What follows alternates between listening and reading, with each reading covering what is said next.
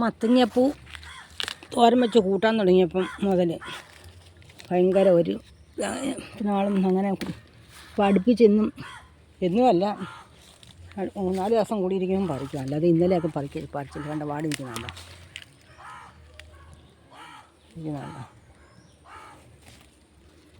അപ്പോൾ ഇത് പൂവേ ഉണ്ടാകുന്നുള്ളൂ. ഞാൻ കഴിഞ്ഞ ദിവസം പറഞ്ഞല്ലോ, പൂവ് കൊണ്ട് കായ ഉണ്ടാകുന്നില്ല. പക്ഷേ ഇപ്പം ഞാൻ പറിക്കാൻ വന്നപ്പം ഒരെണ്ണം ഉണ്ടായിട്ടുള്ളത്. പക്ഷേ ഇപ്പം പറിക്കാൻ വന്നപ്പം ഇവിടെങ്ങാണ്ട് ഒരെണ്ണം കിടക്കുന്ന കണ്ടു.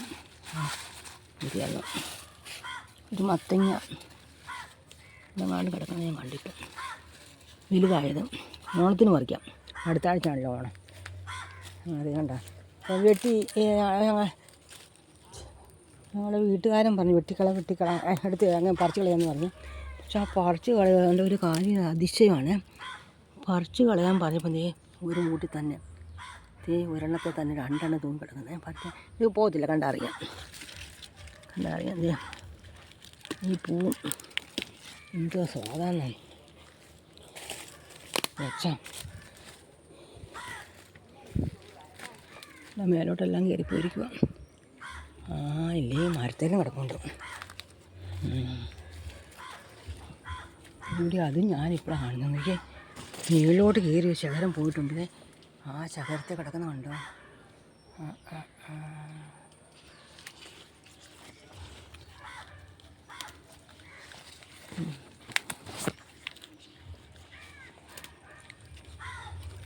ഈ പൂ തികയത്തില്ലെങ്കിൽ ഈ തപസ്വരിങ്ങ അല്ലെങ്കിൽ വേലിച്ചീര അല്ലെങ്കിൽ ഞാൻ മൈസൂർ ചീര, ആ ചീരയും കൂടെ ഇതിനകത്ത് ഇട്ട് വെച്ചാൽ നല്ല ടേസ്റ്റാണ്.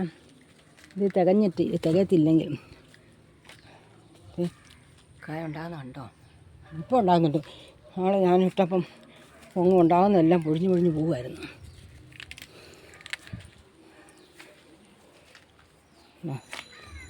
അതെ, ഇതൊക്കെ ഉണ്ടാകുമെന്ന് തോന്നുന്നു. നോക്കിയേ, കണ്ടോ. പന്തലിട്ട് കൊടുക്കാഞ്ഞിട്ട് പയറ് കിടക്കുന്നുണ്ടോ. ഉണ്ടോ.